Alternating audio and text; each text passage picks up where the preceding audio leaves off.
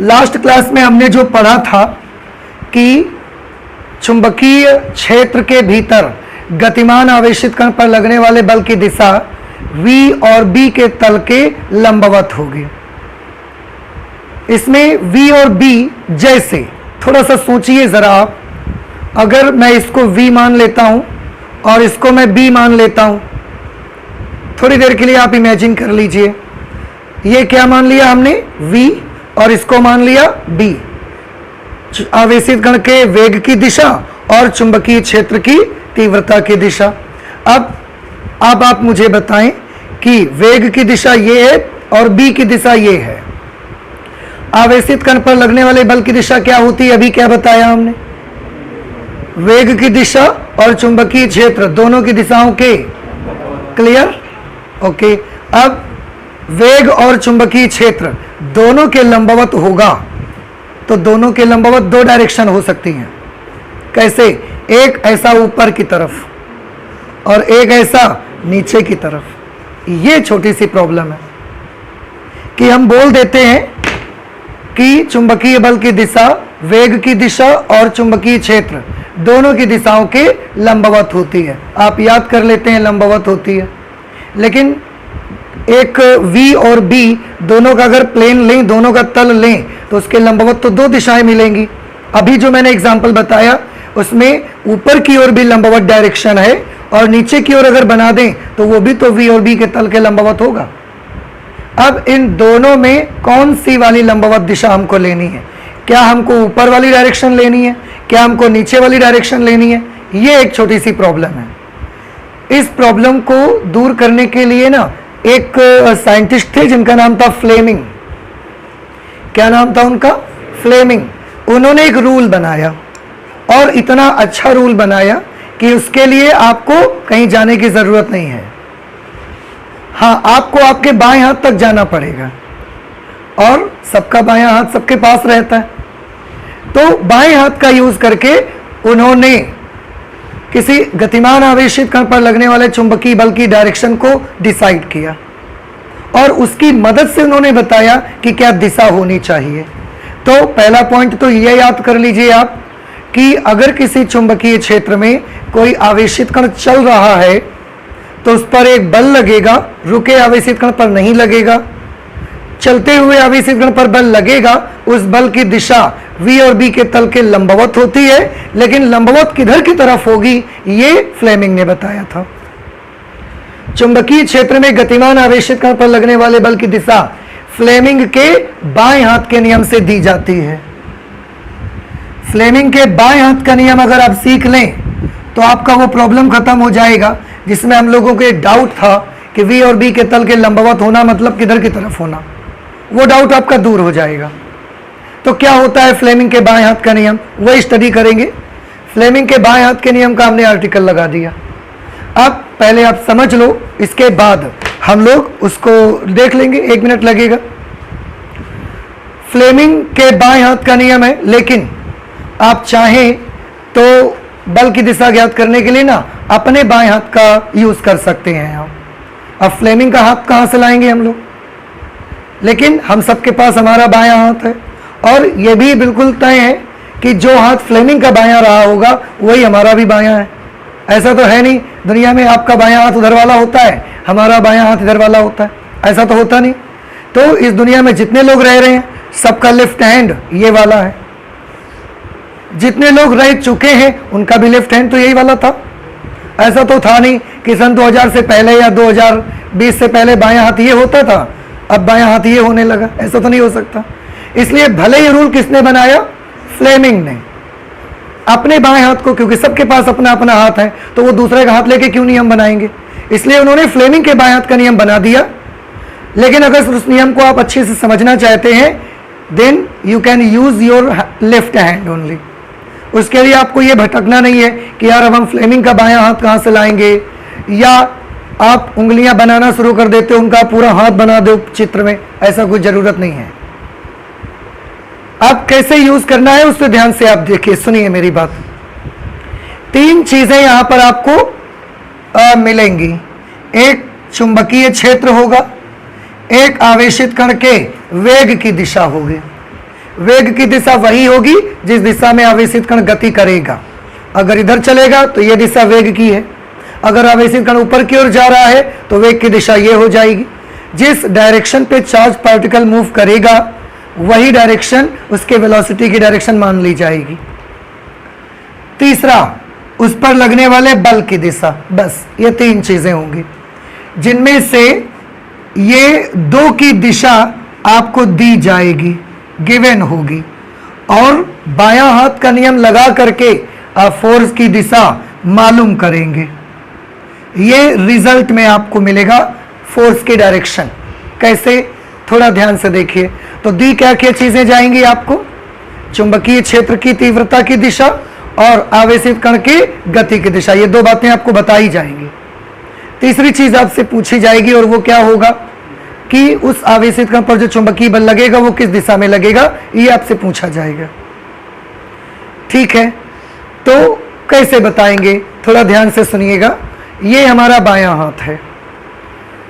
हमारी इस नियम के लिए बाएं हाथ की केवल 3 उंगलियों का यूज करेंगे हम, बस 5 होती है, केवल 3 का यूज करना है, 2 का यूज नहीं करना है आपको। तो कौन सी 2 हैं जिनका यूज नहीं होगा? एक तो इसका यूज नहीं होगा और एक इसका यूज नहीं होगा। इन 2 उंगलियों का यूज आपको नहीं करना इस पे, बस केवल इनका 3 का। उनमें भी उंगलियां 2 ही है, एक तो अंगूठा है, ये उंगली थोड़ी है। इसको क्या बोलते हैं? इसको तो अंगूठा बोलते हैं, उंगलियां तो ये वाली हैं। अब कैसे यूज करेंगे? सबसे पहले आपको एक काम करना है कि अंगूठा और उसके पास में ये जो 2 उंगलियां हैं, अंगूठे के पास में यही 2 उंगलियां हैं, ये उंगलियां अंगूठे से थोड़ा दूर पड़ती हैं।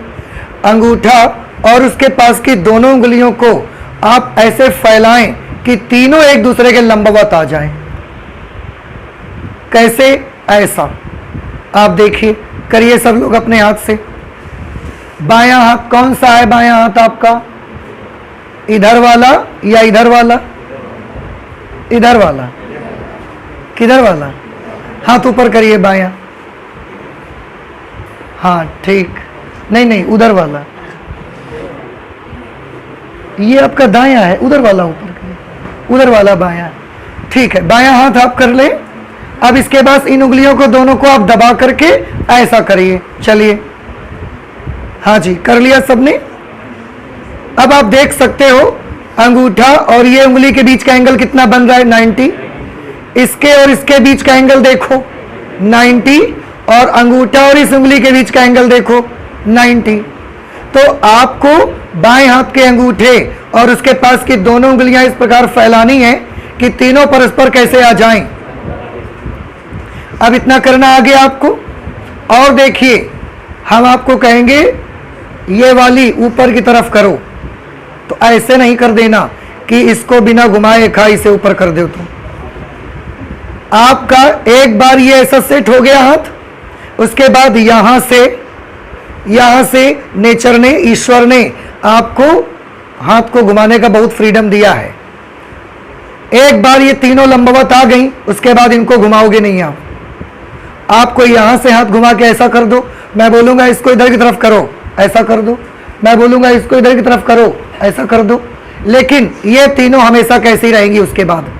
तो एक बार ये लंबवत हो गई, फिर हमेशा लंबवत रहेंगे। हमेशा मतलब जिंदगी भर नहीं यार, जब तक आप रूल लगाओगे, ठीक है, उतनी देर तक। अब एक बात समझ में आ गई कि अगर मैं बोलूंगा इसको ऊपर करो तो इसको ऐसा ऊपर नहीं करना, अंगूठा इधर ही रही हो, इसे ऊपर कर दिया, ऐसे नहीं करना। ये लंबवत ही रहेगी। आप हाथ को यहां से जैसा चाहें वैसा स्वतंत्रता है, आप मोड़ सकते हैं।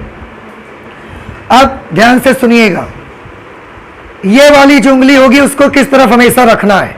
बी की तरफ। बी की तरफ मतलब चुंबकीय क्षेत्र की दिशा में। इस वाली उंगली को हमेशा रखना है आवेशित कण की गति की दिशा में, अर्थात वी की दिशा में, वेलोसिटी। इसको किस तरफ रखोगे? बी की दिशा में। इसको वी की। उस वक्त अंगूठा जिस भी दिशा में होगा वही दिशा आवेशित कण पर लगने वाले बल की दिशा हो जाएगी, बस। तो आपको दी कौन कौन सी चीजें जाएंगी? बी और वी। तो बी को तुरंत किसकी तरफ सबसे पहले बायां हाथ, उसकी उंगलियों को ऐसे मोड़ देंगे आप लंबवत तीनों को। इसको किस दिशा में ले जाएंगे? बी की दिशा में, चुंबकीय क्षेत्र की तीव्रता की दिशा में। इसको किस तरफ ले जाएंगे?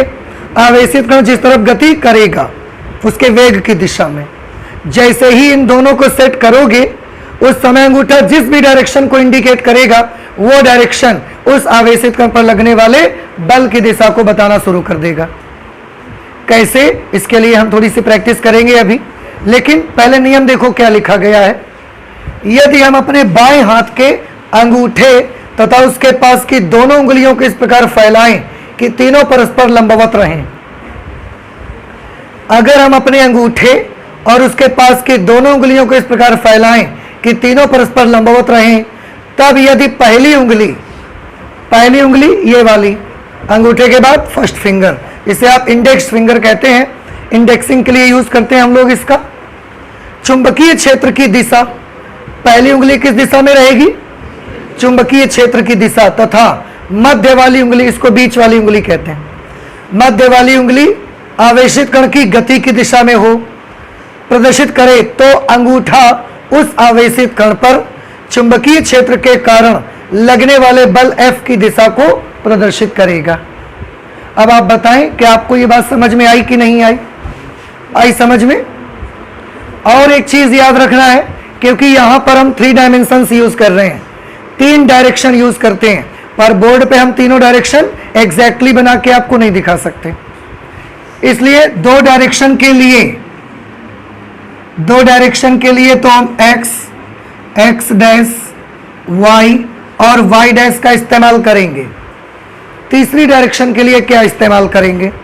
तीसरी डायरेक्शन के लिए क्लास 11th में वेक्टर में आपको बताया गया है, हो सकता है आपको याद हो या ये भी पॉसिबल है कि आप भूल गए हो, इसलिए मैं दोबारा आपको याद दिला देता हूं। आपको ध्यान होगा, अगर मैं कभी ऐसे बनाऊंगा, 2 तरह से डायरेक्शन को इंडिकेट करते हैं, एक हम ऐसे भी बना सकते हैं और एक हम डायरेक्शन को ऐसे भी बना सकते हैं, पॉइंट से भी शो कर सकते हैं और क्रॉस से भी शो कर सकते हैं। आपको याद होगा डायरेक्शन को शो करने के लिए हम किस चीज का इस्तेमाल करते हैं? एरो का, तीर का इस्तेमाल करते हैं। और तीर कैसा होता है? देखो,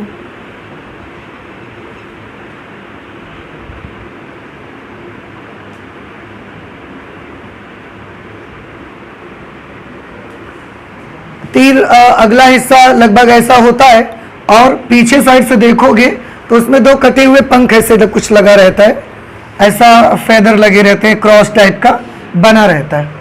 अब आप सोचिए थोड़ा सा, अगर ये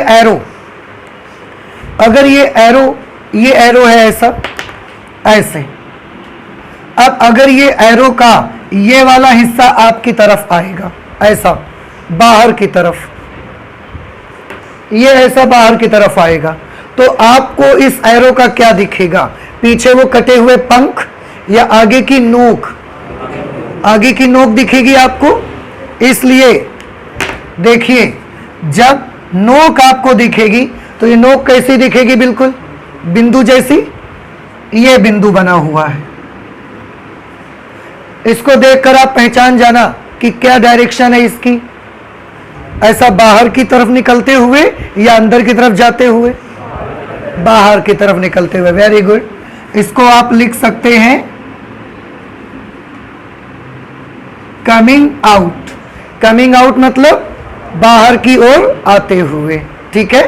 अच्छा, अगर यही एरो ऐसा अंदर की ओर जाना शुरू कर देगा, अगर ये एरो अंदर की ओर जा रहा होगा, अब बताएं आपको नोक दिखेगी या पीछे कटे हुए 2 पंख दिखेंगे? पंख दिखेंगे जो कि एक दूसरे से क्रॉस बना देते हैं ऐसा। तो आपको क्रॉस दिख रहा है कि नोक दिख रही है? क्रॉस दिखेगा, नोक तो नहीं दिखेगी। तो आप जब भी क्रॉस देखें तो आप क्या समझ जाइएगा कि क्या दिशा बता रही है यहां पर? बोर्ड के तल के लंबवत अंदर की ओर। इसको हम लिख सकते हैं गोइंग इन, अंदर की ओर जाते हुए। इसको बोलते हैं बोर्ड के तल के लंबवत। आप जब लिखिएगा तो कागज के तल के लंबवत, क्योंकि आप तो बोर्ड में नहीं लिखेंगे, आप कागज में लिखेंगे। मैं आपकी ही भाषा लिख देता हूं। समझ रहे हैं ना मेरी बात को? मैं आपकी ही भाषा लिख देता हूं, कागज के तल के लंबवत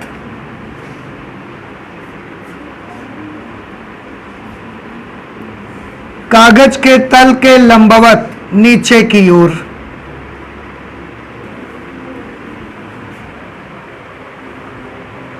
नीचे की ओर कि ऊपर की ओर? पॉइंट दिख रहा है, कागज आपका ऐसा है। अब बताइए कागज के तल के लंबवत ऊपर की ओर कि नीचे की ओर? ऊपर की ओर। और ये क्रॉस दिखेगा तो क्या बताएंगे? कागज के तल के लंबवत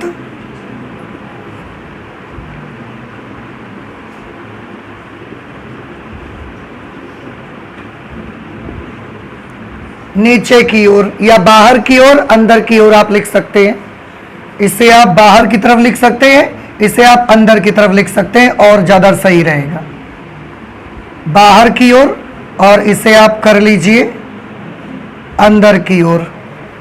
ठीक है, तो डायरेक्शन समझ में आ गई। अगर मैंने ऐसे दिशा बना दी, आप क्या समझ जाएंगे बताइए कि यह दिशा आपकी तरफ है या अंदर की तरफ जा रही है? आपकी तरफ है। और अगर मैं क्रॉस बना दूंगा तो आप क्या समझ जाएंगे कि आप चुंबकीय क्षेत्र या जिसकी भी दिशा है वो ऐसा अंदर की तरफ है। या समझ में आ गया आपको? ठीक है, अब आप प्रैक्टिस कर लें थोड़ा सा। देखिए ध्यान से सुनिए, मान लेते हैं थोड़ी देर के लिए कि चुंबकीय क्षेत्र की दिशा इस दीवार से इस दीवार की तरफ है। सुन रहे हैं हमारी बात? चुंबकीय क्षेत्र की दिशा इस दीवार से इस दीवार की तरफ है, ऐसा मैग्नेटिक फील्ड है। और एक आवेशित कण इसमें प्रवेश करता है नीचे से ऐसा ऊपर की तरफ। समझ गए अब आप? तो दो चीजें हमने आपको बता दी हैं, चुंबकीय क्षेत्र इधर की तरफ है, आवेशित कण नीचे से ऊपर ऐसे जा रहा है। बताइए चुंबकीय क्षेत्र उस पर बल लगाएगा किस दिशा में?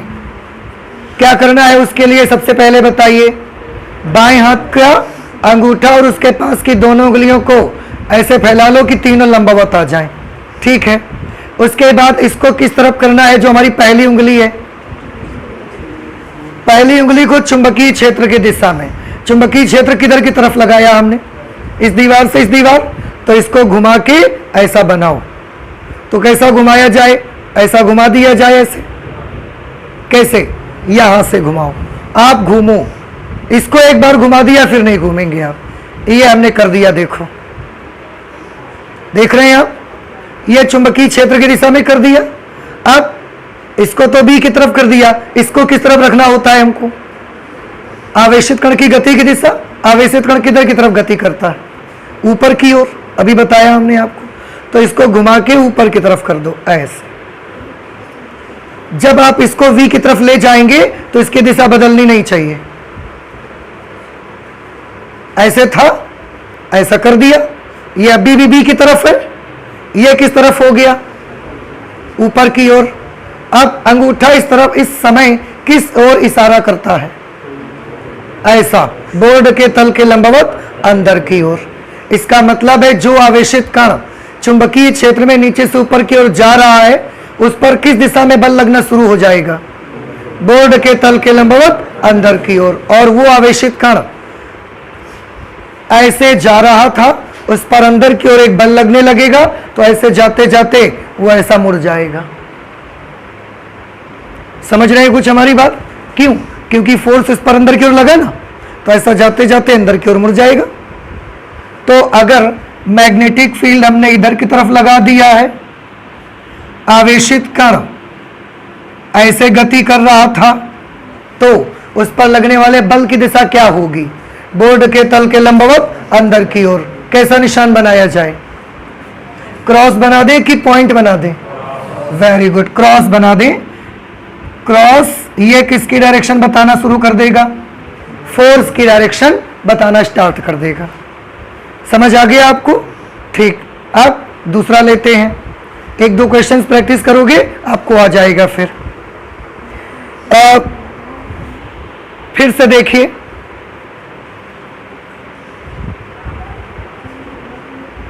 ऐसा कुछ ले लेते हैं, कुछ भी ले लो यार, मान लेते हैं कि जो चुंबकीय क्षेत्र है इस बार ऊपर से नीचे की तरफ है, चुंबकीय क्षेत्र या नीचे से ऊपर। चुंबकीय क्षेत्र की तीव्रता की दिशा हमने किधर की तरफ मान ली? नीचे से ऊपर, पृथ्वी से ऊपर स्काई की तरफ। मैग्नेटिक फील्ड याद रखिएगा, एक आवेशित कण है जो इधर से आता है और ऐसे इसमें प्रवेश कर जाता है, हमारी तरफ से आपकी तरफ आता है और एंटर कर जाता है चुंबकीय क्षेत्र में। अब आप मुझे ध्यान से देख के बताएं कि क्या होगी उस पर लगने वाले बल की दिशा। सब लोग अपना बायां हाथ सेट करो। सबसे पहले ऐसे करो, कर लिया सभी ने? ठीक। अब इसको किस तरफ ले जाना है आपको? बी की दिशा में। इसको बी की दिशा में ले जाना है। बी किधर की तरफ है? नीचे से ऊपर की तरफ। तो चलिए यहां से हाथ को मोड़िए, ऐसा कर दीजिए। सब लोग करो ऐसे। कर लिया सबने? हाँ, इसको सीधा रहना चाहिए भाई, थोड़ा सा डिफिकल्ट है, आपको रखना पड़ेगा। ये ऊपर की तरफ हो गया। अच्छा, अब इसको किस तरफ ले जाना है बताइए? जिस दिशा में आवेशित कण का वेग है, तो आवेशित कण हमने किधर की तरफ बताया जा रहा है? इधर से इधर की तरफ जा रहा है। तो इसको बिना बदले इसकी दिशा ये ऊपर की तरफ रखना। इसको ऐसा कर दो, बनाओ, बना। देखो आप ऐसे खड़े हैं ना, ऐसे बैठे हैं, तो आपसे ऐसे बन जाएगा, हमसे बन गया। देखो इसको ऊपर करो, इसको इधर की तरफ करो, नहीं बना? हाँ, इसको उधर ले जाओ, उधर की तरफ, ये बीच वाली उधर करो। हाँ, ऐसे शर्माओ नहीं, ऐसे करो। हो गया सबके? अब अंगूठा किस तरफ इंडिकेट करता है बताइए? सबका अंगूठा किस तरफ बता रहा है दिशा? इधर की तरफ। मेरा तो इधर बता रहा है, आप लोगों का ऐसे आ रहा है ना। इसका मतलब आवेशित कण पर बल किस दिशा में लगेगा? इधर की तरफ, इस दीवार की तरफ। तो आवेशित कण क्या करेगा आप जानते हो? ऐसा आएगा और आते आते जैसे ही चुंबकीय क्षेत्र में प्रवेश करेगा ऐसा मुड़ जाएगा। क्यों? उस पर फोर्स ऐसे लग रहा है। नहीं समझ में आया? चलिए ठीक है, छोड़ दीजिए। इसके बाद आप देखिए, आप जिस जगह पर बैठे हुए हो, आपका जिस तरफ मुंह है वो दक्षिण दिशा है। कौन सी दिशा है? दक्षिण। आपके बैक साइड पे उत्तर है, आपका इधर की तरफ पश्चिम और इधर की तरफ पूर्व है। समझ में आ गया? अब मैं आपको टास्क देता हूं, आप मुझे डायरेक्शन बताइएगा और पार्टिकल कैसे घूमेगा ये बताइए। एक चुंबकीय क्षेत्र है जिसकी दिशा उत्तर से दक्षिण की तरफ है। उत्तर से दक्षिण की तरफ। उत्तर कहां है? पीछे। दक्षिण आपके सामने। तो चुंबकीय क्षेत्र की तीव्रता की दिशा उत्तर से दक्षिण है। दिमाग में रहेगा अभी? ओके। ना दिमाग में रहे तो आप ये चित्र याद कर लो, सबको आता होगा। पूर्व, पश्चिम नहीं, पूर्व, पश्चिम, उत्तर, दक्षिण। चुंबकीय क्षेत्र की तीव्रता की दिशा किधर की तरफ है? उत्तर से दक्षिण। भूल जाओ इसको, इसको याद करो। उत्तर से दक्षिण की तरफ, अर्थात इस क्षेत्र में ऊपर से नीचे की तरफ। ठीक है? आवेशित कण जो जा रहा है वो पूर्व से पश्चिम जा रहा है। चुंबकीय क्षेत्र किस तरफ है? उत्तर से दक्षिण। आवेशित कण पूर्व से पश्चिम जा रहा है। अब आप मुझे बताएं कि वो किस तरफ मुड़ जाएगा चलते चलते। चलिए उंगलियां सेट करिए बाएं हाथ की। हमने लंबवत कर लिया। अब इसको किस दिशा में रखना है? चुंबकीय क्षेत्र की दिशा में। चुंबकीय क्षेत्र किधर से किधर की तरफ है? उत्तर से दक्षिण। उत्तर से दक्षिण मतलब ऊपर से नीचे। हमने ऐसा कर दिया, ऊपर से नीचे कर दिया। और आवेशित कण किस तरफ जा रहा है? पूर्व से पश्चिम। पूर्व से पश्चिम। तो अब ऐसा घुमाओ हाथ को कि ये बीच वाली उंगली पूर्व से पश्चिम की ओर आ जाए। पूर्व से पश्चिम की ओर आ जाए। मेरी तो पहले से ही है, आपको घुमाना पड़ेगा। कर पा रहे हैं आप? नहीं हो रहा है? नहीं हो रहा? अरे ऐसे करो, बायां हाथ तुम अपना निकालो पहले। हाँ, ऐसे लंबवत बनाओ। ऐसे नहीं बना हुआ है, कहा है ऐसे बनाओ, पहले ऐसे करो, ऐसे। हाँ आप सही आया। घर में प्रैक्टिस करो ये सब करने की। इसको नीचे की तरफ कर दिया क्योंकि उत्तर से दक्षिण दिशा है, और इसको हमने पूरब से पश्चिम कर दिया। आप देखें अंगूठा किस तरफ इशारा करता है, आपकी तरफ।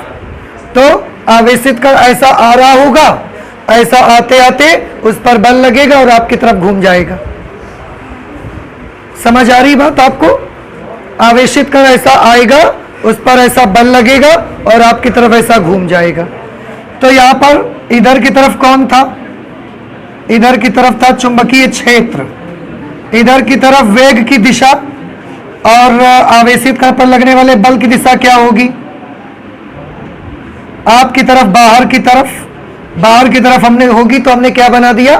पॉइंट बना दिया। थोड़ा सा इसकी प्रैक्टिस करिए भाई, इसके क्वेश्चन आते हैं 2 नंबर पे। क्वेश्चन दे दिया जाएगा ऐसा ही आपको, उसमें लिखा होगा कि चुंबकीय क्षेत्र की तीव्रता की दिशा है उत्तर से दक्षिण की ओर, और एक आवेशित कण पश्चिम से पूर्व की ओर प्रवेश करता है उस चुंबकीय क्षेत्र में। तो बताइए उस पर लगने वाले बल की दिशा क्या होगी? समझ आ रही कुछ बात हमारी आपको? इस तरह से आपसे पूछा जा सकता है, और 2 नंबर का क्वेश्चन आएगा, फिर वहां पर ऐसे करते रहियो तुम। इसलिए कोशिश करो। हमसे कैसे हो रहा है? हमारे पास भी वही उंगलियां हैं, आप भी करिए। अब आप बताएं आपको ये चीज समझ में आई कि नहीं आई भाई? बउआओ समझ आ गया सभी को? चले हम आगे, तो फिर इसको छोड़ दें, कल हम फिर सबसे पूछेंगे, आपको बताना पड़ेगा। एक बार फिर से बताइए, इसको किसकी तरफ करना है? चुंबकीय क्षेत्र की दिशा में, इसे आवेशित कण की गति की दिशा में, और इसे ये बल की, ये इसे करना नहीं है, ये अपने आप जिस दिशा में होगी वही दिशा क्या हो जाएगी। तो घर जाकर के अपने आप से कुछ सिचुएशंस लीजिए और इसकी प्रैक्टिस करिए करने की, ठीक है? और फिर बताइए क्या प्रॉब्लम आती है आपको, पर याद रहे कि ये चीज आपको आना चाहिए करना। ओके, अब हम इस पर ज्यादा टाइम वेस्ट नहीं करेंगे, इसको छोड़ देते हैं। इसे नोट कर लिया है आपने? हटा दिया जाए? नहीं नोट करा है तो कर लो जल्दी से। इसके बाद हम एक छोटा सा आर्टिकल लेते हैं जिसका नाम है एक समान चुंबकीय क्षेत्र में आवेशित कण की गति। अगर एक समान चुंबकीय क्षेत्र कहीं पर है, उसके भीतर अगर हम किसी आवेशित कण को प्रवेश करवाएंगे तो उसका मोशन किस तरीके का होगा, ये स्टडी करना है हमको। सबसे पहले मैं मान लेता हूं कि जो चुंबकीय क्षेत्र है ये उसकी डायरेक्शन है। एक समान चुंबकीय क्षेत्र है और ये एक समान चुंबकीय क्षेत्र की दिशा है। क्या आपको डायरेक्शन का पता लग गया? किधर की तरफ चुंबकीय क्षेत्र है बताइए? बोर्ड के तल के लंबवत है, बाहर की तरफ है कि अंदर की तरफ? अंदर की तरफ। मान लिया चुंबकीय क्षेत्र की तीव्रता कितनी है? B, ठीक है। अब इस पर हम एक आवेशित कण प्रवेश करवाएंगे। आवेशित कण हम प्रवेश करवाया हमने, यहां बाहर से एक Q चार्ज V वेग से अंदर प्रवेश करता है ये, ठीक है। कितनी वेलोसिटी से हमने इसको अंदर भेजा? V वेलोसिटी से हमने इसे अंदर भेजा चुंबकीय क्षेत्र में। अब आप थोड़ा देख के बताएं और प्लीज सेट करके हाथ को बताएं कि इस पर बल किस दिशा में लगेगा। चुंबकीय क्षेत्र अंदर की तरफ है, आवेशित कण ऐसे जा रहा है, बताइए बल किस तरफ लगाया जाए? ऊपर की तरफ। Very good. कैसे? चुंबकीय क्षेत्र अंदर की तरफ है और आवेशित कण ऐसे प्रवेश कर रहा है, तो बाएं हाथ की ये जो इंडेक्स फिंगर है उधर किधर उसकी किधर की तरफ लगाना पड़ेगा? अंदर की तरफ। तो हमने ऐसा कर दिया। ये उंगली किस तरफ ले जानी है? जिस तरफ आवेशित कण गति करे, तो इधर की तरफ चल रहा था तो हमने इधर की तरफ कर दिया। अंगूठा किस तरफ इशारा करता है? ऊपर की तरफ। तो इस आवेशित कण पर जैसे ही चुंबकीय क्षेत्र में ये प्रवेश करेगा, चुंबकीय क्षेत्र तुरंत इस पर ऊपर की तरफ एक बल लगाना स्टार्ट कर देगा। अब आप ध्यान से देखिए, जैसे ही ऊपर की तरफ बल लगाना शुरू कर देगा, ये ऐसा ऊपर की तरफ इस पर फोर्स लगना शुरू हो गया, ये फोर्स। अब आप खुद सोचिए, अगर एक चीज ऐसे आ रही है और ऊपर की तरफ ऐसा बल लगाएंगे तो ये क्या हो जाएगी, ऐसे टर्न हो जाएगी, हल्की सी ऐसे मुड़ जाएगी।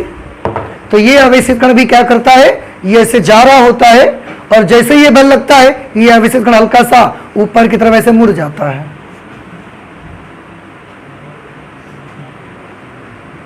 ये इस पर लंबवत बिल्कुल बल लगा और इस बल के प्रभाव में ये आवेशित कण यहां तक जा रहा था इधर की तरफ, ये जाते जाते ऐसे मुड़ गया। अब ये इधर की तरफ जाने लगा। अब थोड़ा ध्यान से देखिए, अभी भी चुंबकीय क्षेत्र के भीतर है, लेकिन अब इसके वेग की दिशा ये हो गई। चुंबकीय क्षेत्र अभी भी अंदर की तरफ, अब इस पर किस दिशा में बल लगने लगेगा बताएं। चुंबकीय क्षेत्र अंदर की तरफ है, वेग की दिशा ऐसे हो गई। अब तो अब इसके लंबवत लगना शुरू हो जाएगा बल, ऐसा इसके लंबवत इस दिशा में फोर्स लगना स्टार्ट हो गया। इस पर देखो भाई, बल की दिशा तो हमेशा वेग और चुंबकीय क्षेत्र की तीव्रता की दिशा के लंबवत रहेगी ना।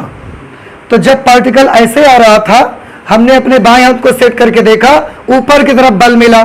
अब चुंबकीय क्षेत्र अंदर की तरफ ही है, ये थोड़ा सा तिरछा हो गया ऐसे।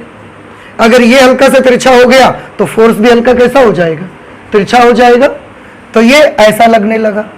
अब सोचो, पार्टिकल ऐसे जा रहा है, ऐसे हल्का तिरछा, और बल ऐसा लंबवत लगा, ये बल इसको क्या कर देगा और मोड़ देगा। ये बल ने इसको मोड़ के ऐसा कर दिया, ऐसा जाने लगा पार्टिकल। ऐसा जब जाने लगा, अब फोर्स किस तरफ लगेगा बताएं। फिर से उंगलियों को सेट किया हमने, ऐसा बी है और पार्टिकल अब ऐसा ऊपर की तरफ जा रहा है। इसको बी की तरफ रखा, इसको वी की तरफ कर दिया। बल किस तरफ लगना शुरू हो जाएगा, लेफ्ट साइड में, और वेग के लंबवत। तो ये लेफ्ट साइड में लगने लगा और वेग की दिशा के लंबवत। जैसे ही बल ऐसे लगेगा, अब आप खुद समझ सकते हैं, ये पार्टिकल ऐसे जा रहा था, इस पर ऐसा बल लग गया। अब ये किधर की तरफ मुड़ जाएगा, इधर की तरफ मुड़ जाएगा हल्का सा। तो ऐसा मुड़ जाएगा तो ये मुड़ करके यहां पर ऐसा चलने लगेगा, इस दिशा में जाना शुरू कर देगा।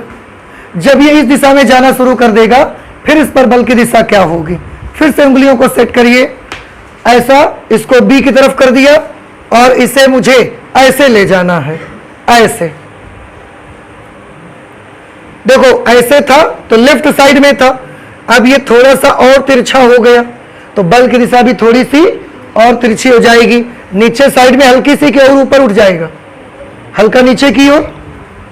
तो इस पर ये बल लगना शुरू हो जाएगा इस दिशा में। देखो अब जब इस दिशा में बल लगना शुरू हो जाएगा, पार्टिकल ऐसे जा रहा था, उस पर इस दिशा में बल लगा तो उसका क्या हो जाएगा, वो ऐसे जाना शुरू कर देगा, ऐसे चलना स्टार्ट कर देगा वो भाई इस दिशा में।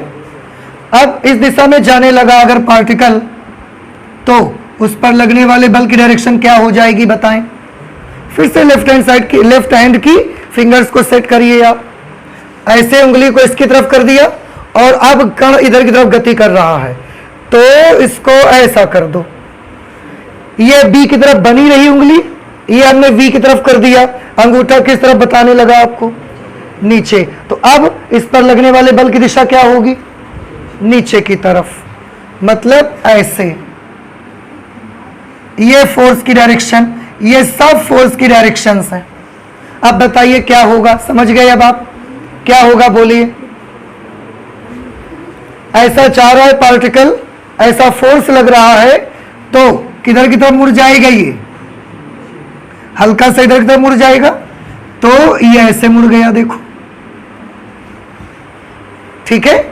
अच्छा अब जब इधर जाएगा तो किधर फोर्स लगेगा, समझ में आ रहा है आपको, किधर की तरफ, ऐसा ऐसा, किधर की तरफ, ऐसे लंबवत लगेगा ना, ये फोर्स की डायरेक्शन हो जाएगी। अगर ये फोर्स की डायरेक्शन है तो पार्टिकल ऐसा मुड़ जाएगा। अब अगर पार्टिकल ऐसा नीचे की तरफ आने लगा, आप उंगली सेट करके देख लो, या आप समझ भी रहे हो, अब इधर अंदर की तरफ कर दिया हमने इसको और इसे नीचे की तरफ। अब बल किस तरफ लगने लगा बताइए, इधर बिल्कुल राइट साइड में, ठीक है, ऐसा लगने लगा फोर्स। अब कोई अगर इसको ऐसे जा रहा है और ऐसा पकड़ के खींचेगा तो ये किधर जाना शुरू कर देगा, ऐसा आके बाहर निकल जाएगा या ऐसा फिर से ऐसा चला जाएगा, उधर चला जाएगा कि बाहर आ जाएगा, उधर फिर चला जाएगा और ये यहां पर आ जाएगा। देखिए ऐसे। अब जब यहां की तरफ चलना शुरू कर देगा तो फोर्स किस तरफ लगेगा, इस तरफ। फोर्स इस तरफ लगेगा तो ये फिर ऐसा मुड़ जाएगा, इधर फोर्स लगेगा। समझ गए क्या होगा। और एक बार अगर पार्टिकल को चुंबकीय क्षेत्र में ऐसा आपने प्रवेश करवा दिया तो उस पर लगने वाले चुंबकीय बल के कारण वो लगातार बस वहीं घूमना शुरू कर देगा। और देखिए, अगर मैंने तो बहुत लंबी लंबी लाइनें बना दी, अगर मैं बहुत छोटी बनाता तो सैकड़ों लाइन बनानी पड़ती, बहुत वक्त खर्च होता हमारा, इसलिए हमने लंबी लंबी बना दिया है। क्या वो जब इतना लंबा चलेगा तब बल लगा करेगा? नहीं, वो तो जरा सा चलेगा बल बदल जाएगा, जरा सा चलेगा डायरेक्शन बदल जाएगी, जरा सा चलेगा डायरेक्शन बदल जाएगी। तो वो थोड़ा थोड़ा चलने पर ही उसकी क्या होती जाएगी, दिशा बदलती जाएगी। अब अगर थोड़ा थोड़ा चलने पर दिशा बदलेगी तो इसका मार्ग कैसा, देखो ये ऐसा आपको चलता नजर आएगा, ऐसे। कैसा मार्ग हो जाएगा इसका? वृत्ताकार। ये कौन सा आकार है? वृत्ताकार मार्ग। समझ में आया कुछ आपको? तो हमको एक बात अब पता लग गई, क्या कि अगर किसी चुंबकीय क्षेत्र में किसी आवेशित कण को लंबवत प्रवेश करवाया जाए, लंबवत कैसे कि चुंबकीय क्षेत्र अंदर की तरफ था और हमने पार्टिकल को ऐसा एंटर करवाया था, दोनों के बीच 90 डिग्री का एंगल है। तो अगर किसी आवेशित कण को किसी चुंबकीय क्षेत्र में क्षेत्र की दिशा से लंबवत प्रवेश करवाया जाएगा तो उसका मार्ग कैसा हो जाएगा? वृत्ताकार। और यह जानकर हैरानी होगी कि जितनी देर तक चुंबकीय क्षेत्र रहेगा उतनी देर के लिए यह पार्टिकल यहां पर ट्रैप हो गया, यह पार्टिकल यहां पर फंस गया, निकल ही नहीं सकता। जैसे चूहादानी में चूहा फंस जाता है, आप चूहादानी सेट करके रखते हो, रात में फंस जाता है फिर उसमें, और फिर वो निकल नहीं पाता। ऐसे ही ये कभी निकल नहीं पाएगा। हाँ, किसी दिन आके आपने चुंबकीय क्षेत्र खत्म कर दिया यहां से, फिर उस पर बल लगना बंद हो जाएगा और स्पर्श रेखा की दिशा में निकल जाएगा उस वक्त जहां पर भी होगा वो। लेकिन जितनी देर तक चुंबकीय क्षेत्र रहेगा उतनी देर तक ये पार्टिकल ट्रैप हो गया तो हो गया, कैद हो गया इसमें बस। और ये बस यही करता रहेगा। गुनाह कर दिया बेचारे ने अंदर प्रवेश करके, स्वतंत्रता पूर्वक घूमता था बाहर, एक बार इसने प्रवेश क्या किया, हमेशा के लिए ट्रैप हो गया, हमेशा के लिए फंस गया होगा। और आप जानते हो इस चीज का इस्तेमाल भी हम करेंगे जब न्यूक्लियर के बारे में स्टडी करेंगे। जब आप पढ़ोगे संलयन वगैरह पढ़ोगे, नाभिकीय संलयन का नाम सुना है आपने? जब वो पढ़ेंगे तब इसका यूज करेंगे, उस वक्त फिर दोबारा ये बात आएगी, याद रखिएगा इसे आप। तो अब आप बताइए, समझ आ गया आपको? अच्छा, अगर इसका मार्ग वृत्ताकार हो गया है तो इससे जुड़ी हुई बहुत सारी जानकारियां हम हासिल करना चाहते हैं।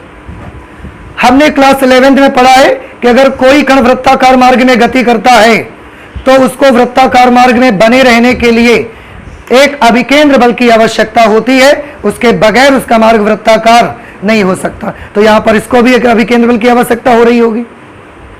समझ में आ रहा है आपको? कितना अभिकेंद्र बल होता है? तो अगर द्रव्यमान m है, वेग v है और उसके वृत्ताकार मार्ग की त्रिज्या r है तो कितना अभिकेंद्र बल की आवश्यकता होती है? mv²/r। इतना अभिकेंद्र बल चाहिए उसको। ये अभिकेंद्र बल इसे कहां से मिलेगा?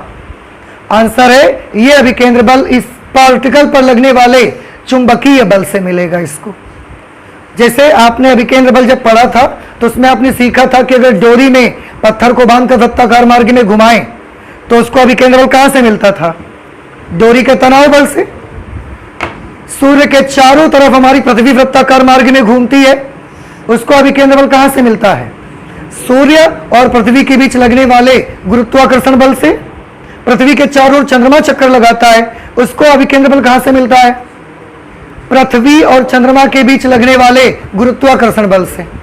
आपकी साइकिल जब किसी रोड के मोड़ पर आती है उसको भी अभिकेंद्र बल चाहिए, कहां से मिलता है? सड़क और आपके साइकिल के टायर के बीच घर्षण बल से। तो अभिकेंद्र बल कोई नया बल नहीं है, वहीं पर जो बल लग रहे होते हैं उन्हीं से अभिकेंद्र बल मिल जाता है। यहां पे अभिकेंद्र बल चाहिए, यहां पर ये पार्टिकल अभिकेंद्र बल किससे ले लेगा? आंसर है पार्टिकल पर लगने वाले चुंबकीय बल से ले लेगा। ठीक है, और इससे जुड़ी हुई राशियां देखिए, हम बहुत सारी चीजों के बारे में पढ़ना चाहते हैं। ये जिस वृत्ताकार मार्ग में घूम रहा है उसकी त्रिज्या क्या है? कुछ ना कुछ तो उसकी रेडियस होगी। ये सेंटर है, उसकी रेडियस कितनी है? r। हम ये पता लगाना चाहते हैं उसकी स्पीड कितनी है, कितनी स्पीड में चक्कर लगा रहा है, उसको एक चक्कर लगाने में कितना टाइम लगता है ये भी पता लगाना चाहते हैं, उसकी एंगुलर स्पीड कितनी है, कोणीय वेग कितना है ये भी पता लगाना चाहते हैं, कितनी गतिज ऊर्जा है उसकी ये भी। समझ रहे? तो इतनी सारी चीजें अब हम इसमें पढ़ लेंगे। अब आप ये मुझे बताएं क्या अभी जो हमने आपको इसको समझाया समझ में आ गया आपको? पहली चीज क्या समझ आ रही है आपको कि जब किसी आवेशित कण को किसी चुंबकीय क्षेत्र में क्षेत्र की दिशा के लंबवत प्रवेश करवाया जाता है तो वह वृत्ताकार मार्ग में गति करना शुरू कर देता है। समझ आ गया? तो ठीक है, यहीं से शुरुआत कर देते हैं इसको लिखावट करने की। ओके, और आगे चल के क्या क्या पता लगाना है हमको? इस वृत्ताकार मार्ग की त्रिज्या कितनी है, कितनी स्पीड में चक्कर लगाएगा, एक चक्कर लगाने में कितना टाइम लगेगा, उसका कोणीय वेग क्या होगा, उसकी गतिज ऊर्जा कितनी होगी। This all the things we will study. हमने लिखा कि जब कोई आवेशित कण किसी एक समान चुंबकीय क्षेत्र में चुंबकीय क्षेत्र के लंबवत प्रवेश करता है तो उसका मार्ग वृत्ताकार हो जाता है तथा वह चुंबकीय क्षेत्र के अंदर हमेशा के लिए कैद हो जाता है। जब तक आप चुंबकीय क्षेत्र नहीं हटाएंगे तब तक वो ऐसे ही करता रहेगा। अब उसके बाद हमने देखी क्या लिखा, आवेशित कण Q पर चुंबकीय क्षेत्र के कारण लगने वाला बल। देखिए सारे सिंबल हमने यहां बना के रखे हैं। Q आवेशित कण का आवेश है, V वेग से उसने प्रवेश किया हुआ है, B चुंबकीय क्षेत्र की तीव्रता है और आवेशित कण ने प्रवेश किया कैसे है? लंबवत, चुंबकीय क्षेत्र की दिशा से 90 डिग्री का कोण बनाते हुए। इसलिए आवेशित कण Q पर चुंबकीय क्षेत्र के कारण लगने वाला चुंबकीय बल, अभी पिछली क्लास में आपने चुंबकीय बल का सूत्र देखा है, Q into v into b into sine theta. Sine theta की जगह पर हमने क्या लिख दिया? 90 डिग्री। क्यों? थीटा क्या होता है? V और B के बीच का कोण। यहां पर B किस तरफ है? अंदर की तरफ, और वेग की दिशा क्या है? ऐसे। दोनों के बीच का एंगल कितना है? आप देखो 90 डिग्री है, इसलिए 90 डिग्री लिख दिया। साइन 90 की वैल्यू 1, इसलिए चुंबकीय बल का मान कितना आ गया? Q into v into b. अब उसके बाद देख, आवेशित कण को वृत्ताकार मार्ग में बने रहने के लिए mv²/r के बराबर अभिकेंद्र बल की आवश्यकता होती है। इसमें m क्या चीज है? m है ये जो पार्टिकल है ना इसका द्रव्यमान, v वेग है और r क्या है चित्र में देख के बताइए? उसके वृत्ताकार मार्ग की त्रिज्या। ध्यान रहेगा, r क्या है बताओ? वृत्ताकार मार्ग की त्रिज्या। अब हमने लिखा कि mv²/r के बराबर अभिकेंद्र बल की आवश्यकता होती है। इतना बल तो उसको चाहिए ही, अगर इतना बल नहीं मिलेगा तो वो वृत्ताकार मार्ग में बना नहीं रहेगा। और क्योंकि वो वृत्ताकार मार्ग में चक्कर लगा रहा है, इसका मतलब उसको ये बल मिल रहा है कहीं से। कहां से मिल रहा है? तो कण को यह अभिकेंद्र बल उस पर लगने वाले चुंबकीय बल से ही प्राप्त होता है। तो अभिकेंद्र बल किससे मिलता है? चुंबकीय बल से। तो जाहिर सी बात है ऐसा तभी हो सकता है जब चुंबकीय बल का मान अभिकेंद्र बल के या तो बराबर हो और या तो फिर चुंबकीय बल का मान अभिकेंद्र बल से बड़ा हो। तो हम मान लेते हैं कि मिनिमम चुंबकीय बल की जो वैल्यू है वो आवश्यक अभिकेंद्र बल के बराबर है। चुंबकीय बल का मान कितना निकाला है आपने? Q into v into b. आवश्यक अभिकेंद्र बल की वैल्यू क्या निकाली है? mv²/r। इसमें थोड़े से कैलकुलेशन कर लो, v से इसका एक v कैंसल हो जाएगा। अगर एक v कैंसल हो जाएगा तो यहां क्या बचेगा? और उससे आप वेग का सूत्र बना लीजिए। ये v बचा, वेग का सूत्र बनाइए तो r इधर भेजेंगे, m बटे में आ जाएगा। वेग का फॉर्मूला क्या आ जाएगा बेटा, q b r upon m, ये वेलोसिटी का फॉर्मूला आ गया। अब बताइए आपको ये चीज समझ आ गई कि नहीं आ गई?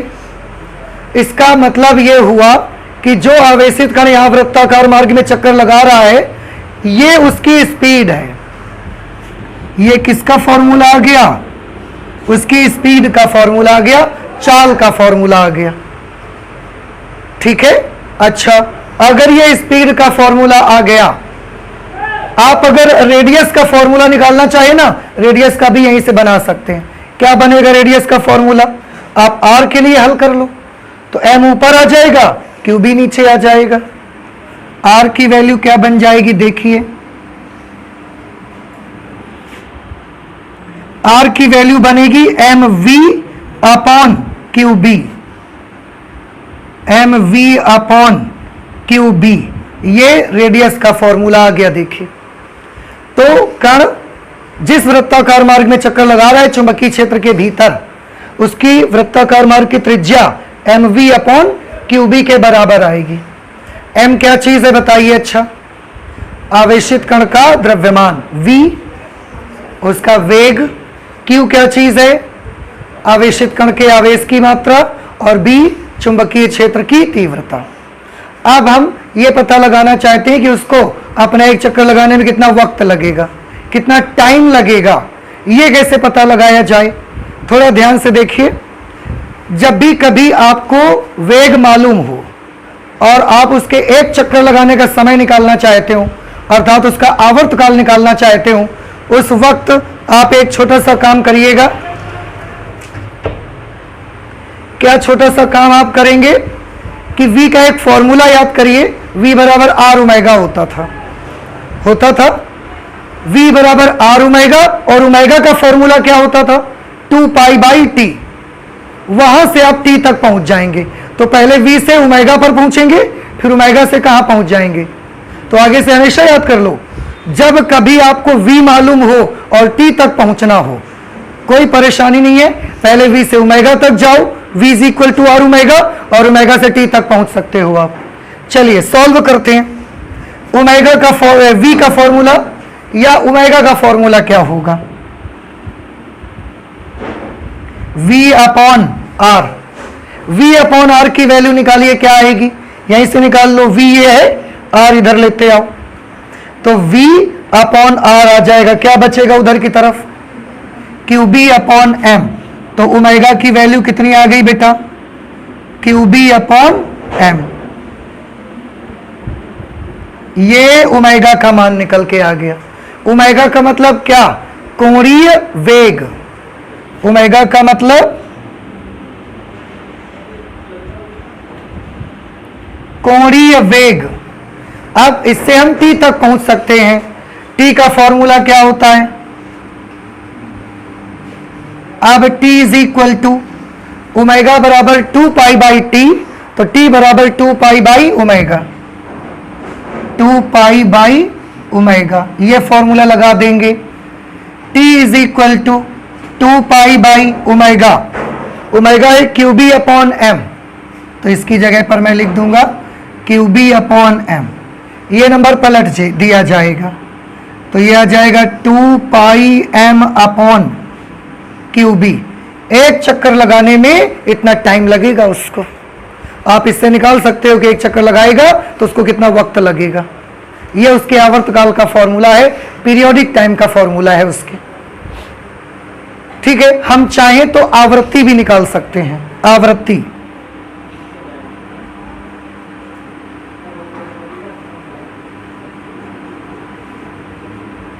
आवृत्ति, आवृत्ति के लिए न्यू लिख सकते हो, और आपने फॉर्मूला पढ़ा है आवृत्ति बराबर 1 बटे आवर्तकाल, याद है आपको? तो आवृत्ति बराबर 1 बटे आवर्तकाल। आवर्तकाल का व्युत्क्रम कर दोगे, आवृत्ति निकल आएगी। आवर्तकाल का व्युत्क्रम कर दो, nu is equal to qb upon 2 pi m। आवर्तकाल का हमने व्युत्क्रम कर दिया उल्टा, qb अपॉन 2 पाई m। ये आवृत्ति आ गई। आवृत्ति क्या होती है? 1 सेकंड में लगाए गए चक्करों की संख्या। तो जब आवेशित कण इसमें प्रवेश करेगा ना, 1 सेकंड में इतने चक्कर लगाया करेगा, वो इतनी तेज चलेगा। अच्छा, इसके बाद एक चीज और बाकी रह गई है, और वो है आवेशित कण की गतिज ऊर्जा।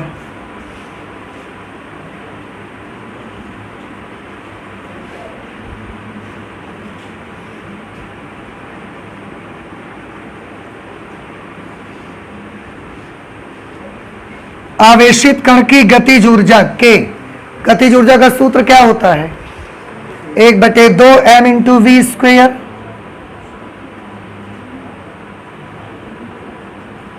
एक बटे 2 m, v की जगह पर बताइए कहां पर वैल्यू लिखी है भाई?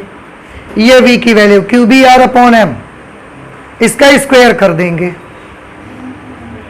तो ये आ जाएगा Q square B square R square upon M square. M से इसका एक M कैंसिल, तो गतिज ऊर्जा का फॉर्मूला हमको मिला Q square B square R square upon 2M। ये गतिज ऊर्जा की वैल्यू आ गई। ठीक है, तो इस तरह से आपको गतिज ऊर्जा का भी सूत्र मिल गया। आप जल्दी से इसे नोट कर लीजिए। ठीक है,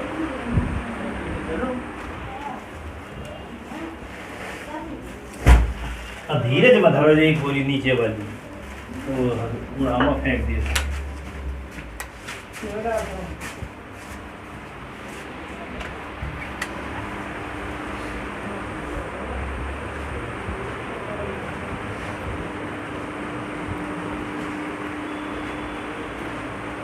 नोट कर लिया सभी ने? इस तरह से देखिए हमने कैलकुलेशन किए और बहुत सारी बातें पता लगा ली। वेग क्या होगा, उसके वृत्ताकार मार्ग की रेडियस क्या रहेगी, एक चक्कर लगाने में कितना टाइम लगेगा, उसे 1 सेकंड में कितने चक्कर लगाएगा, और उसकी काइनेटिक एनर्जी क्या होगी। आप इन्हें अच्छे से देख लें, कैलकुलेट कर लें, क्योंकि इन सब फॉर्मूला की जरूरत आपको आगे पढ़ने वाली है। अभी जब हम साइक्लोट्रॉन को स्टडी करेंगे, साइक्लोट्रॉन पढ़ेंगे, उस समय ये सूत्र आपको पढ़ने को मिल जाएगा। दोबारा आएगा उस वक्त हम डेरिवेशन नहीं करेंगे इसका, दोबारा से सूत्र सीधे लिख दिया करेंगे। नोट हो गया सभी का? ठीक है, अब इस पर बेस्ड कुछ क्वेश्चन सुनिए, क्वेश्चन सुनिए और उनके जवाब ढूंढने का प्रयास करिए। जैसे सबसे पहला, रेडियस अगर किसी पार्टिकल का बढ़ेगा तो उसकी स्पीड पे क्या इफेक्ट आएगा। हमने 2 पार्टिकल भेजे, एक पार्टिकल गया इतने बड़े वृत्त में चक्कर लगा रहा है, एक पार्टिकल ऐसे गया इतने छोटे वृत्त में चक्कर लगाता है। किसकी स्पीड कम होगी और किसकी स्पीड ज्यादा होगी? बड़े वृत्त में जो चक्कर लगाएगा उसकी स्पीड ज्यादा होगी कि जो छोटे वृत्त में चक्कर लगाएगा उसकी स्पीड ज्यादा होगी, या स्पीड पर कोई प्रभाव नहीं पड़ेगा? छोटे वृत्त में जो चक्कर लगाएगा उसकी स्पीड ज्यादा होगी। कैसे पता लगाया आपने? अपने सपोर्ट में कोई इक्वेशन बताइए जिससे आपको पता लगा है कि छोटे वृत्त वाला ज्यादा तेज घूमेगा। ऐसा नहीं, इसको देख के मत बताइए, यहां इक्वेशंस लिखी हुई हैं। बड़े वाले का रेडियस कैसा है? ज्यादा। छोटे वाले का रेडियस कैसा है? कम। तो वेग रेडियस पर डिपेंड करता है, और रेडियस के अनुक्रमानुपाती है कि व्युत्क्रमानुपाती?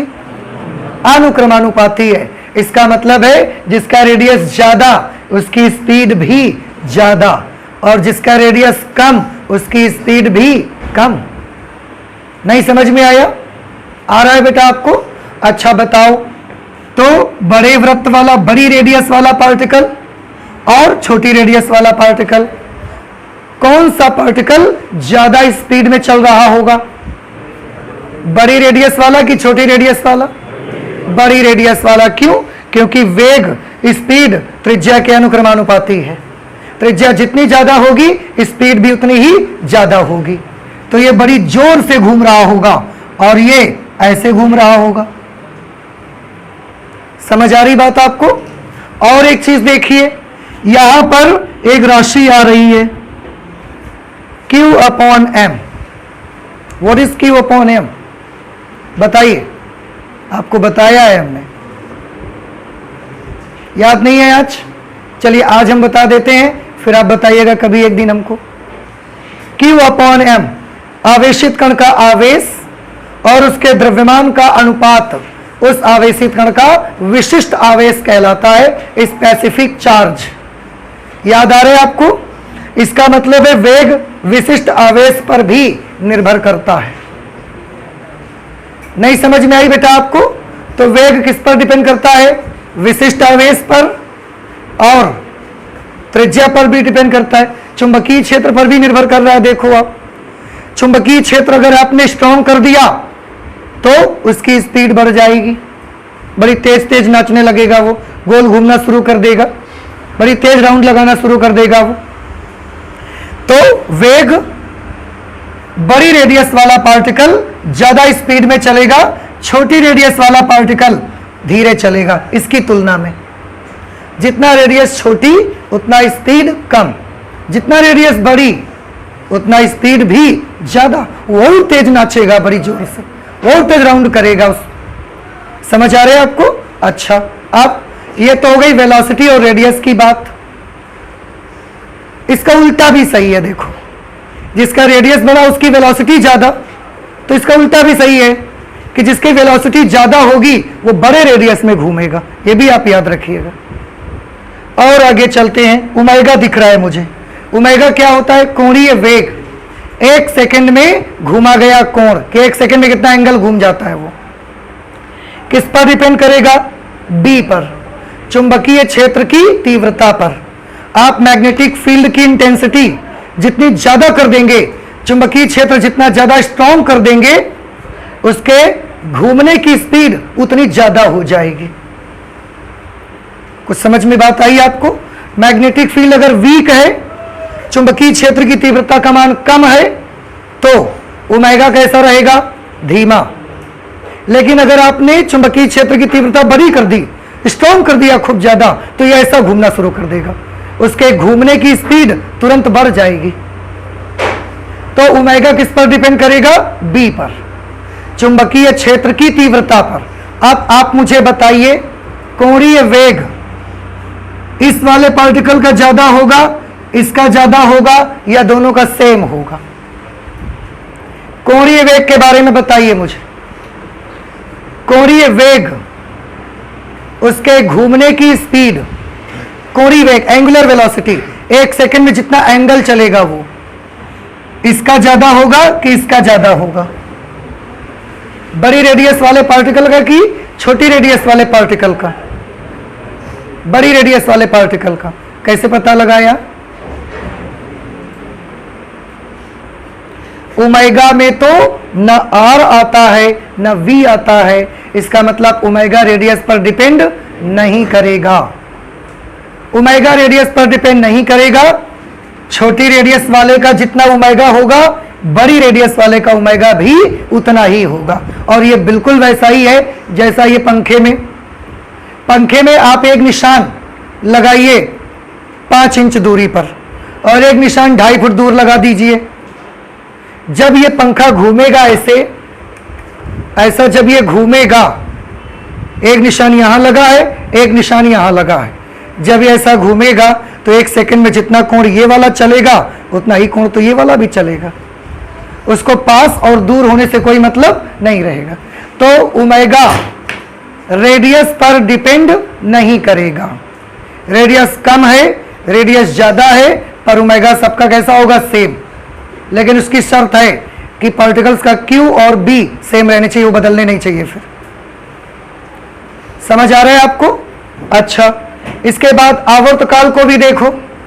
आवर्तकाल किसका ज्यादा और किसका कम होगा? जो छोटे घेरे में घूमेगा समय उसको ज्यादा लगेगा, कि जो बड़े घेरे में घूमेगा समय उसको ज्यादा लगेगा? जो बड़े घेरे में घूमेगा उसको समय, और जो छोटे घेरे में घूमेगा उसको समय। कैसे पता लगा आपको? आप इक्वेशन नहीं देखते हो, बस छोटा घेरा बड़ा घेरा। मैं आपको कंफ्यूज कर देता हूं और आप कंफ्यूज बड़ी आसानी से हो जाते हो। मैंने बोल दिया छोटे घेरे वाले को कम समय लगेगा कि बड़े घेरे वाले को, तो आप तुरंत सोच लिए कि छोटा घेरा वाला बड़ी जल्दी चक्कर लगा के आ जाएगा। आप देखो ना, आवर्तकाल के सूत्र में क्या कहीं रेडियस आती है? नहीं आती। इसका मतलब आवर्तकाल रेडियस पर डिपेंड, तो घेरा छोटा है या बड़ा उस पर निर्भर ही नहीं करेगा।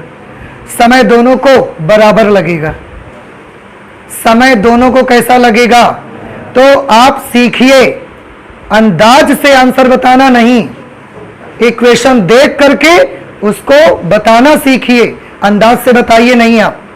अब आप देखिए, ये वाले पार्टिकल को एक चक्कर लगाने में लगता है 5 माइक्रोसेकंड। ये वाले पार्टिकल को अपना एक चक्कर पूरा करने में कितना टाइम लगता है? 5 माइक्रोसेकंड। तो इसको अपना एक चक्कर पूरा करने में कितना टाइम लगेगा? थोड़ा उससे ज्यादा, उतना ही, या उससे कम लगेगा? उससे ज्यादा लगेगा, उतना ही लगेगा। बिल्कुल सही जवाब है आपका, उतना ही लगेगा। क्यों? क्योंकि आवर्तकाल रेडियस पर डिपेंड नहीं करता, तो टाइम तो उतना लगेगा ही। लेकिन ऐसा कैसे हो सकता है कि एक छोटे चक्कर में घूम रहा है, एक इतने भारी चक्कर में घूमेगा, उसके बाद भी दोनों को बराबर टाइम लगेगा? ये भी 5 माइक्रोसेकंड में घूम के आ जाएगा और ये भी 5 माइक्रोसेकंड में घूम के आ जाएगा। कैसे हो सकता है ऐसा? तो ये बड़ा आसान है, हो सकता है। क्यों? क्योंकि छोटे चक्कर वाला धीमा घूम रहा है। आपने देखा है इधर, जिसके रेडियस कम है उसकी स्पीड भी तो कम है, और जिसके रेडियस ज्यादा है उसकी स्पीड ज्यादा है। तो जिसके रेडियस ज्यादा है उसकी स्पीड ज्यादा है, तो बड़ी तेज तेज दौड़ता है, और जो छोटे रेडियस में चक्कर लगाता है वो धीमा दौड़ता है।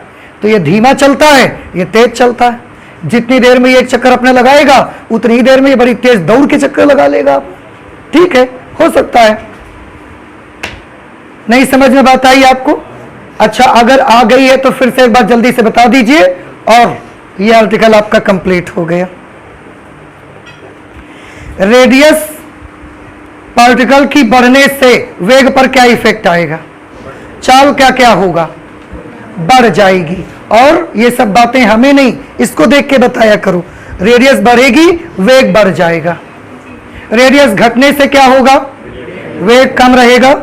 रेडियस बढ़ने से कोणीय वेग का क्या होगा?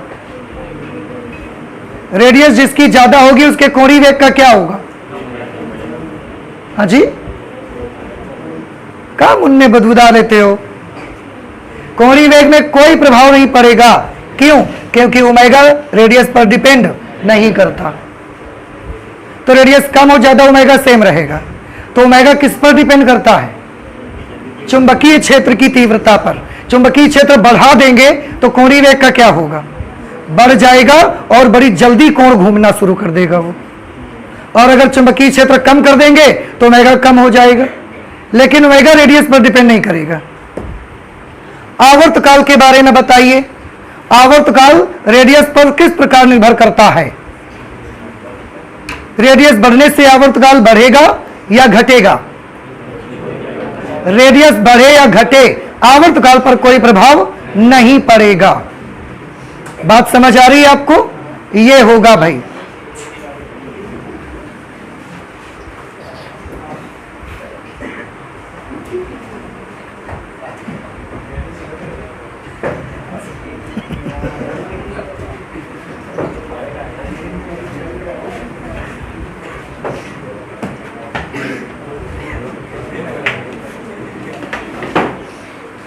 बउआ बस इधर देखिए।